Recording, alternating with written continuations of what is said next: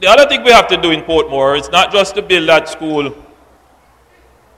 to accommodate the growing population for primary education, but Portmore needs at least 2 more infant schools.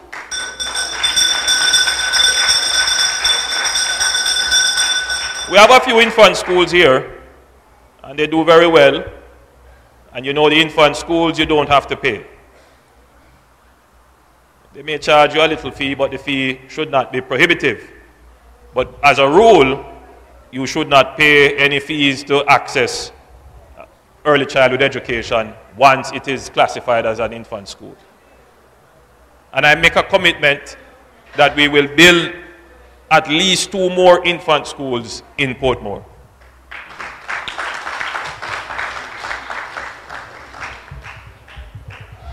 And the reason why I'm committing to infant schools is that the policy of the Jamaica Labour Party, I want you to appreciate this now, this is the education forum.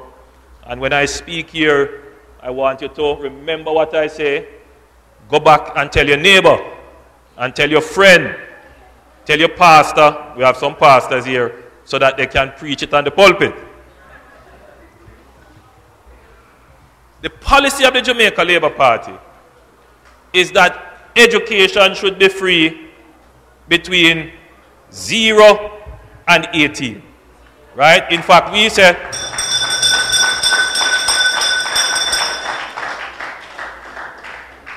let me pause to acknowledge Mr. Floyd Green, President of G2K,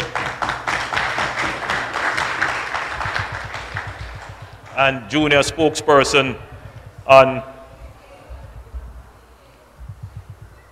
labor and social security.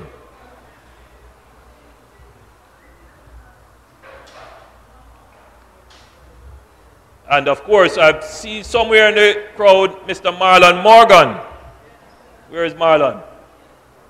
I saw him somewhere. Marlon is our opposition spokesperson on agriculture.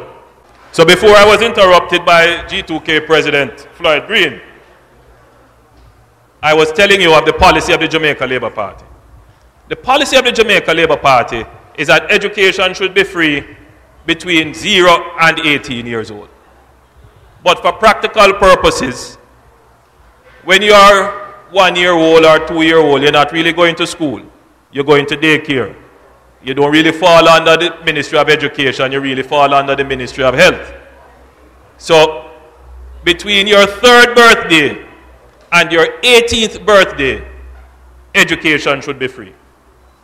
Within our Constitution, we have placed in there that pre-primary education should be free, tuition free. So that means that infant school must be free and primary school must be free. But we know what is happening. Whilst you might get away for some of the infant schools, at the primary schools we notice that fees are creeping in. And that is going to affect families like the families who live in Portmore. And I know the struggles that you have to go through, especially those of you who understand the importance of education. You make that sacrifice. But you know how much easier it would be if the government were to make the commitment to ensure that primary schools are well funded so that they don't have to charge some of those fees that look like prep school fees. So the Labour Party is committed to putting the funding at the primary level to ensure that you can send your child to primary school. We notice as well, and every time I come to Portmore and I walk around, whenever I come up to me and I see a young mother, the first thing she asks me, you know the principal of school X? I'm trying to get my child into school X. You know the principal? I beg you, sir. Ask her if you accept my child now. You know what that means? There might be about 4 or 5 primary schools around here, you know.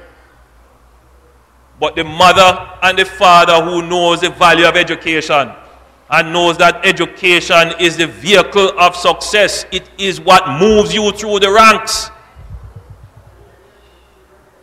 You want your child to get into the best vehicle. And so if it's string you have to pull or hoops you have to jump, you're going to do it to get your child in that school. And I have seen the disappointment and the devastation of parents when they can't get the child into school. They say, Lord, my hope done.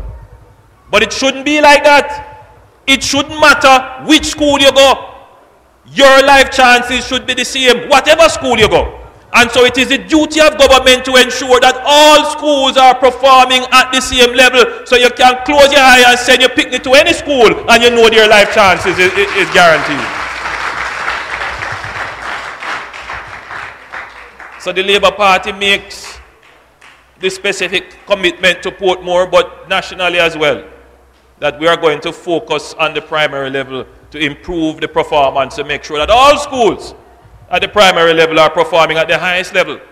So you don't have to go through this really terrible competition to get your child into a good school. Every school must be a good school in Jamaica.